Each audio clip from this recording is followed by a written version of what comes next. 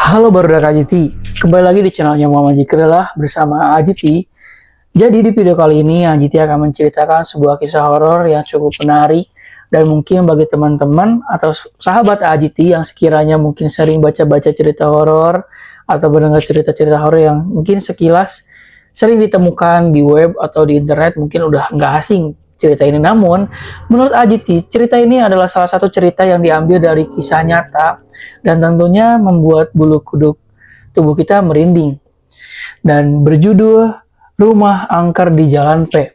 Nah, ini merupakan salah satu judul yang AJT angkat di part 3 ini. Tunggu apa lagi? Saksikanlah video cuplikan kali ini.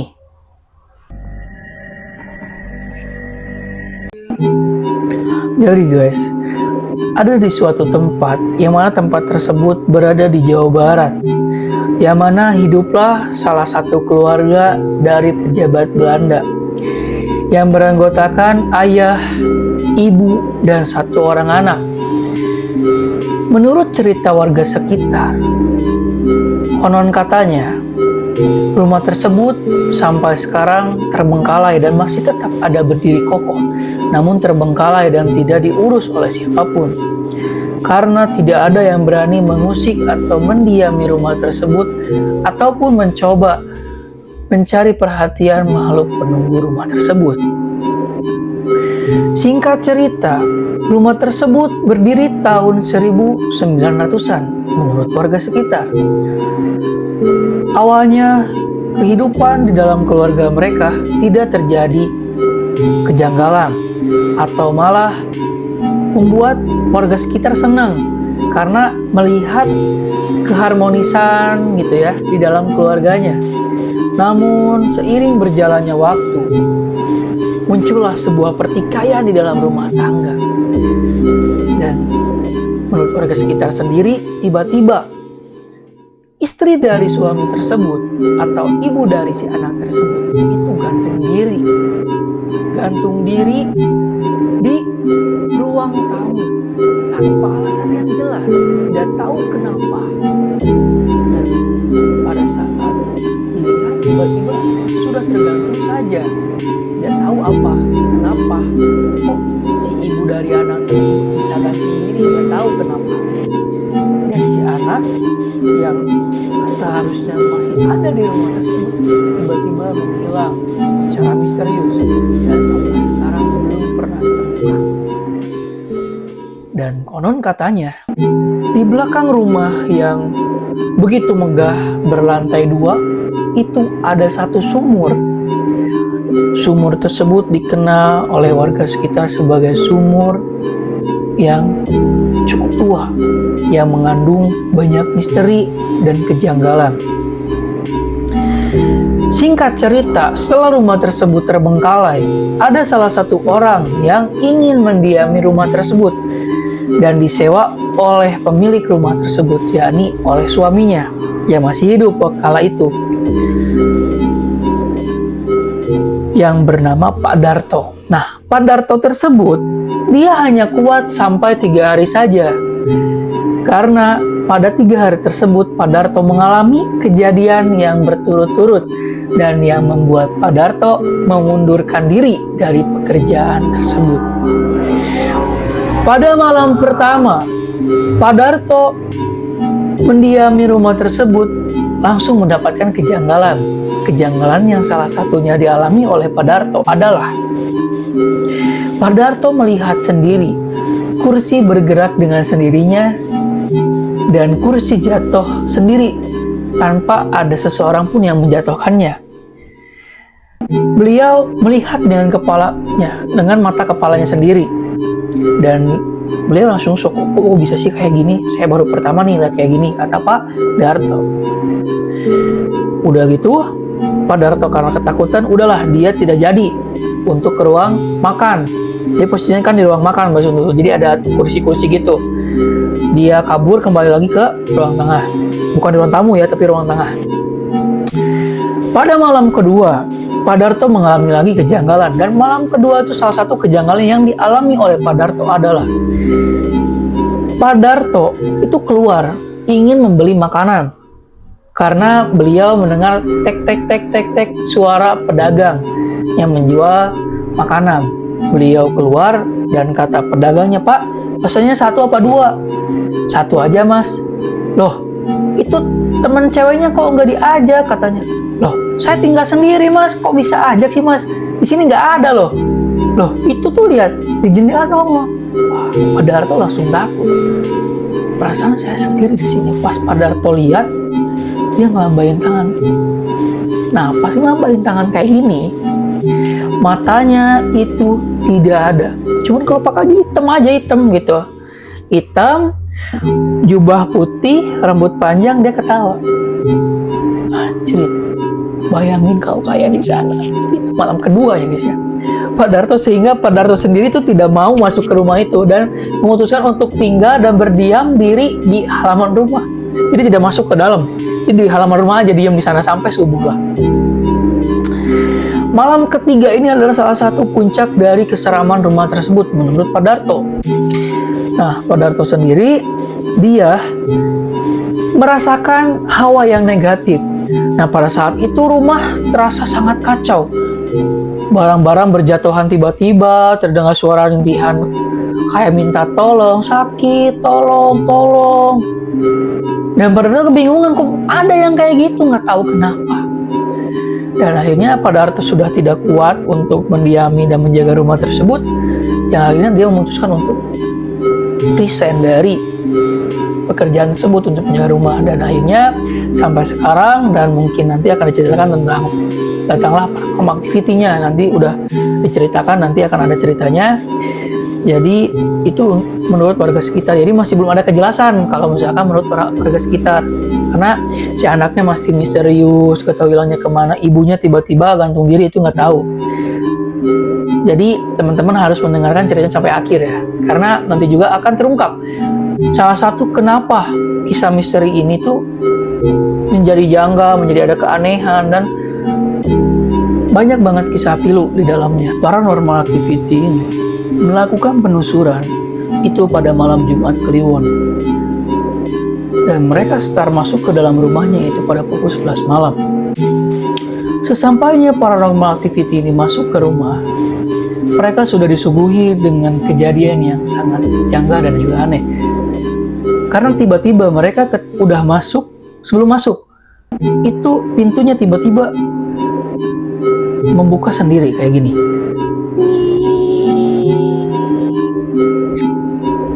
Kayak gitu. Karena mereka memiliki mental yang sangat kuat, mereka tidak langsung ciut dan mereka langsung aja masuk. Mereka beranggapan bahwasannya, oh mungkin penunggu di sini senang karena akan diwawancara mungkin, atau misalkan karena akan bermain lah dengan mereka atau kayak gimana lah. Itu kurang tahu karena saya bukan ahlinya untuk mencari tahu tentang hantu. Tugas saya hanya menceritakan kejadian yang sekiranya di luar nalar manusia.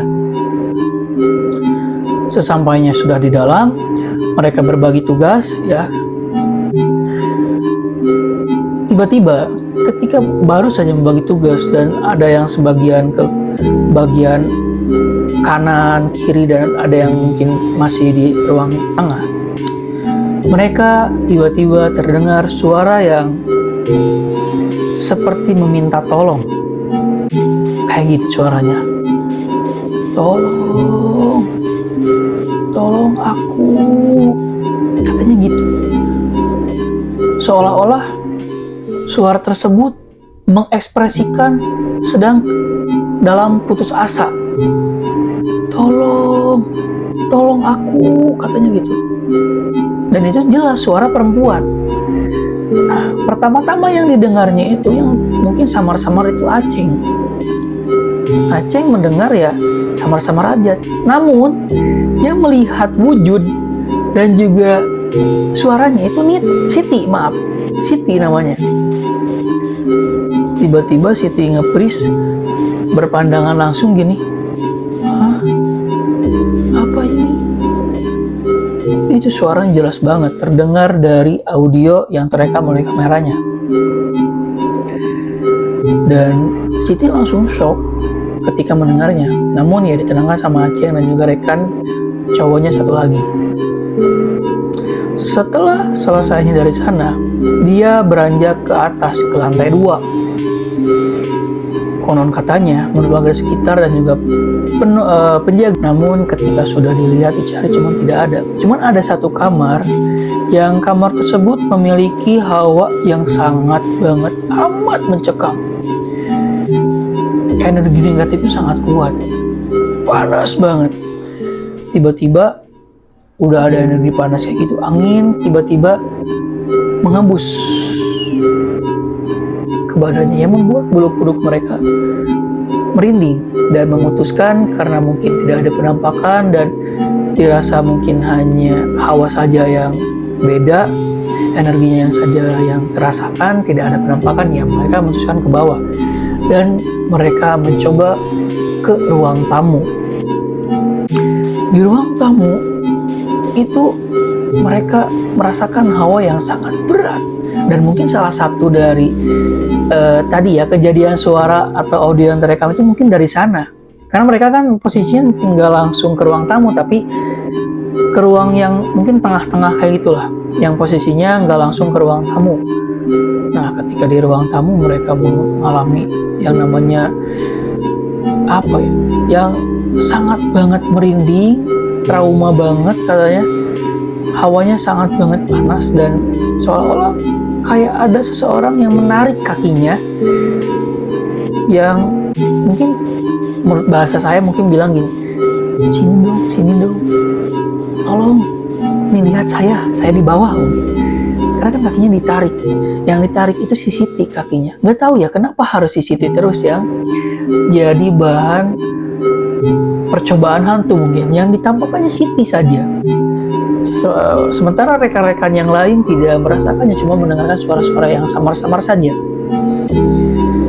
Setelah dari ruang tamu, ya yang mungkin melihat penampakan tersebut yaitu berupa wanita, dan wanita tersebut ya seperti yang mungkin orang Belanda kayak gitu, cuman orang Belandanya ya kayak udah bercak luka di wajahnya. Kayaknya opini saya itu mungkin sebelum dia depresi, kata menurut warga sekitar, dia mungkin pernah ada penyiksaan dulu mungkin dari suaminya dan memutuskan untuk mengakhiri hidupnya. Karena mungkin untuk si ibunya udah diketahui ya, mungkin asal usulnya dari sana, tim paranormal activity itu memutuskan untuk ke belakang rumah. Nah, ternyata di belakang rumah itu terdapat sumur tua. Wah, merinding guys.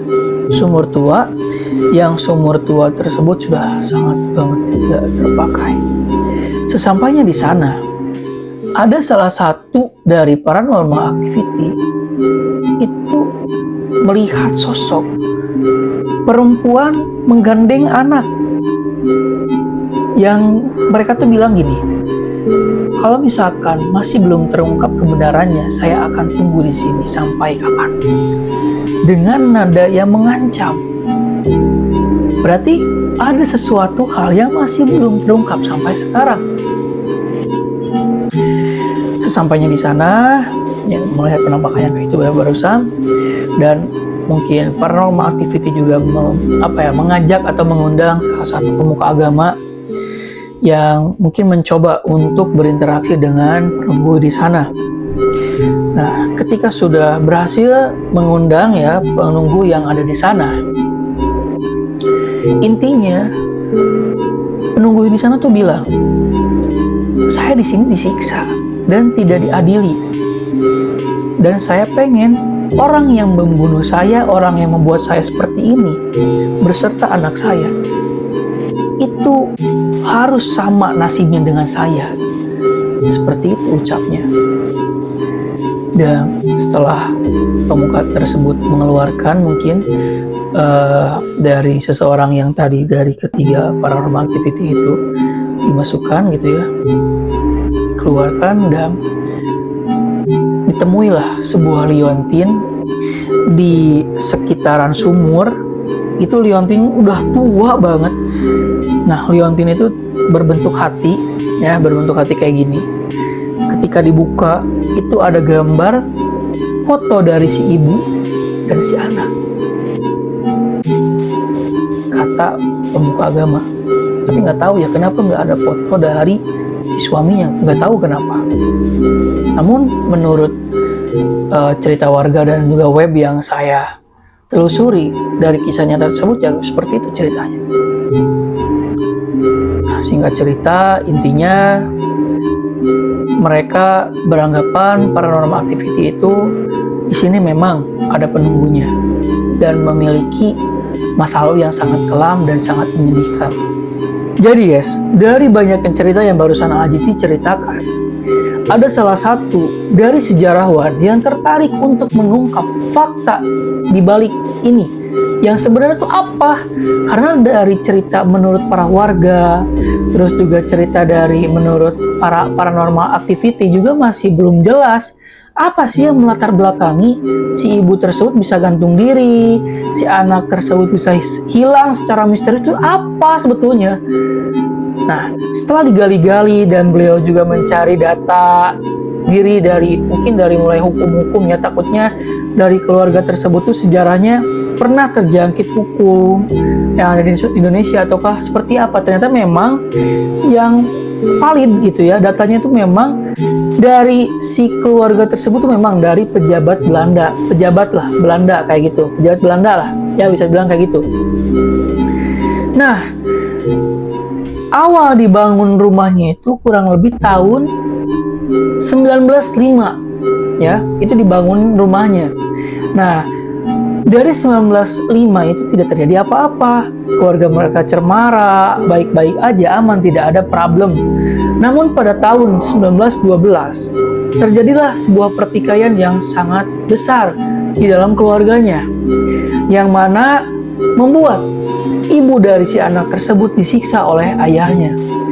Sampai wajahnya lembam, sampai gak bisa berdiri ya. Pokoknya disiksa sampai habis-habisan, dipukul wajahnya. Ya, sampai memar-memar, sampai nggak kayaknya mau pingsan kayak gitu. Dan itu pun disaksikan langsung oleh anaknya. Nah, anaknya kita kasih nama aja Bella ya, namanya Bella. Bella itu menyaksikan secara langsung mamahnya atau ibunya disiksa oleh ayahnya secara sangat sadis. Dan ayahnya pun lihat. Dan dia tidak peduli anaknya mau lihat ataupun tidak, jadi dia tidak peduli. Dia fokus untuk menyiksa ibunya sampai dia meninggal. Itu sebetulnya fakta yang sangat benar itu, kata data yang mungkin dicari oleh sejarawan ini. Dan ketika si ibunya udah tidak sadarkan diri, karena mungkin si ayahnya udah kalapernya, udah gak sadar diri ya, meninggal ibunya, lalu si anaknya pun ikut disiksa gitu, disiksa dan dicemplungkan ke sumur. Nah, tetapi sebelum dikesumurkan, ayahnya itu sempat menggulung dulu pakai kain putih, digulung dulu, yang akhirnya dibuanglah ke sumur. Makanya sumur itu kan menurut warga sekitar itu dibilang sebagai sumur tua yang sangat angker. Sebetulnya di ruang tamu itu tidak ada kejadian seperti yang mungkin diceritakan oleh warga sekitar, ada gantung diri lah, enggak. Tapi kejadian penyiksaannya itu di ruang tamu, sebetulnya gitu. Nah, kenapa sih bisa berbuat seperti sampai membunuh gitu suaminya? Kenapa? Karena suaminya ketahuan selingkuh ya guys ya, ketahuan selingkuh ya. Ini buat para laki-laki, please lah, kalau kalian para laki sejati jangan pernah selingkuh. Cukup dengan satu perempuan, apapun yang mereka lakukan, menyakiti kita atau seperti apa itu ya, biarkan saja, ikhlaskan saja. Pria sejati gak boleh kayak gitu, oke? Ingat kata-kata Ajiti ya guys ya. Lalu sehabis itu, pria asal Belanda tersebut, pejabat asal Belanda tersebut memutuskan untuk kembali ke Belanda dan meninggalkan rumah tersebut sampailah terbengkalai. Ada satu penunggu tadi ya, Pedarto Tea, tapi dia nggak kuat, cuma kuat 3 hari kayak gitu. Jadi intinya mah ini tuh gara-gara perselingkuhan yang tidak bisa dibereskan secara otak yang bersih, mungkinnya secara damai, lapang dada atau gimana, nggak bisa. Padahal kan yang salah itu kan si laki-lakinya, tapi kenapa si perempuan yang malah disiksa? Anak yang baru berumur 7 tahun, dia harus kehilangan masa depannya, kehilangan nyawanya, dan mungkin itu sangat disesalkannya seperti itu. Dan habis itu yang menurut paranormal activity ya, yang tadi dijelaskan yang liontin itu. Nah, liontin itu ternyata memang disimpan di sana sebagai bukti kebenaran yang harus diungkap oleh paranormal activity, dan ini memang ada sejarahnya, ternyata memang disimpan di sana gitu ya. Tidak bukan drama sih, emang disimpan di sana, dan hantunya ini udah tahu gitu, buat sebagai penanda bahwasanya saya sama anak saya dibunuh itu bukan secara bukan jadi bisa dibilang dengan arwah penasaran lah, tidak baik lah dibunuhnya gitu kan. Namanya juga dibunuh, masa baik-baik dibunuh kan nggak ada yang baik, dibunuh mah pasti jelek lah. Dan ini ungkapan pada laki-laki ya, yang itu udah dibunuh terus ditinggalkan balik ke Belanda. Setiap malam dia selalu mendengarkan jeritan rentihan sakit dari si anak dan juga si ibu, yang semenjak itu kan dia ditonjok-tonjokin sampai meninggal. Itu dia selalu mendengarkan setiap malam katanya, sampai dia depresi dan dia pun tidak lama kemudian meninggal. Jadi kesimpulannya, hikmah di dalam cerita ini, kita itu harus bisa mengontrol yang namanya emosional, dan kita juga harus bisa bijaksana dan tidak boleh melanggar aturan apapun ketika aturan tersebut sudah disepakati oleh kedua pasangan. Jangan sampai ketika nanti kalian udah mempunyai keluarga kecil malah hancur seperti ini, dan tidak sampai akhir hayat kalian meninggal dengan wajar, hidup bahagia di akhirat nanti. Sekian yang dapat AJT sampaikan di cerita horor part 3 hari ini. Sekian, jangan lupa like, subscribe, dan juga komen. Tungguin part 4 nanti.